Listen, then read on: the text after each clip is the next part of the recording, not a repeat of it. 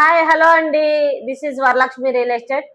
So చూస్తున్నాం కదా, ఈ రోజుల్లో మనం చూసినట్టయితే లాస్ట్ వీడియోలో మీకు ఒకటి కమ్యూనికేషన్ చేశాను నేను. అంటే అపార్ట్మెంట్ కొన్నదానికి ఓపెన్ ఫ్లాట్ కొన్నదానికి తేడా ఏంటి అనేది ఈరోజు నేను ఒక్కసారి మీతో డిస్కస్ చేయాలనుకుంటున్నాను. మనం అపార్ట్మెంట్ కొంటే ఏంటంటే 4 గోడల మధ్య మాత్రమే మనది ఉంటుంది. సో అదే ఓపెన్ ఫ్లాట్ కొన్నడితే ఎన్ని విధాలుగా మనకు ఉపయోగపడుతుంది అనేది ఒక్కసారి చూద్దాము.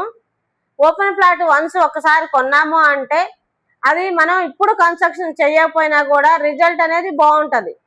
ఎందుకంటే రిటర్న్స్ వచ్చేసరికి మనం ఇప్పుడు ఇన్వెస్ట్మెంట్ ఫ్లాట్ ఏదైతే కొంటున్నామో మనము 15 నుంచి 20 లక్షలు, 20 నుంచి 30 లక్షలు అట్లాగా ఎంతైనా బడ్జెట్ పెంచుకోవచ్చు. అంటే మినిమం 5 years హోల్డ్ చేయగలిగిన ప్రాజెక్ట్ ఏది తీసుకున్నా కూడా మనకి మినిమం 20 lakhs వచ్చింది. ఆ 20 lakhs ఫ్లాట్ కనుక ఈ రోజు తీసుకొని ఇతను 5 years కనుక మనం హోల్డ్ చేయగలిగాము అంటే మంచి రిజల్ట్ వచ్చింది. ఇంకొంచెం లోపలికి వెళ్ళి అంటే ఈ రోజుల్లో చూసుకుంటే మనకి దూరము దగ్గర అనేది కాదండి. ఎటు చూసినా కూడా గ్రోత్ ఏరియా ఎటు ఉంది, ఎక్కడెక్కడ కంపెనీస్ వస్తున్నాయి అనేది ఇంపార్టెంట్. ఇప్పుడు మనం చూస్తే శ్రీశైలం హైవే, బెంగళూరు హైవే కావచ్చు, ఇటు పోతేనేమో విజయవాడ హైవే కావచ్చు, ఎటైనా సరే మంచి రిజల్ట్ వచ్చేది. ఇప్పుడు ఉదాహరణ నేను విజయవాడ హైవేలో మాది ఓన్ ప్రాపర్టీ ఒకటి తీసుకున్నాము. ఎప్పుడు 20 years బ్యాక్ తీసుకున్నామండి. ఈ రోజు అదే ఫ్లాట్ మేము సేల్కి పెడితే మేము తీసుకున్న దానికి 10 times ఎక్స్ట్రా వచ్చినాయి.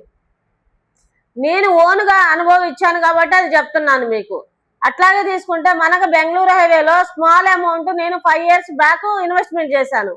అది ఈ రోజు చూస్తే నాకు 10 times ఎక్స్ట్రా వచ్చింది. అలా రిజల్ట్ రావాలి అంటే ఏంటంటే మనం ఎక్కడైతే అప్రూవల్ ప్రాజెక్టులు తీసుకొని మనం ఇన్వెస్ట్మెంట్ చేస్తామో మంచి ప్రాజెక్టులో అది మనకు రిజల్ట్ బాగా వచ్చింది. మన పిల్లల భవిష్యత్తు అనేది చాలా బాగుంటుందండి. ఒక్కసారి మనం చూద్దాము అసలు ప్రాజెక్టు ఎంతలో కొంటే ఎంత పెరిగిద్ది, మన పిల్లలకి ఎటువంటి అవసరాలకు ఉపయోగపడిద్ది అనేది ఒక్కసారి చూద్దాం మనం.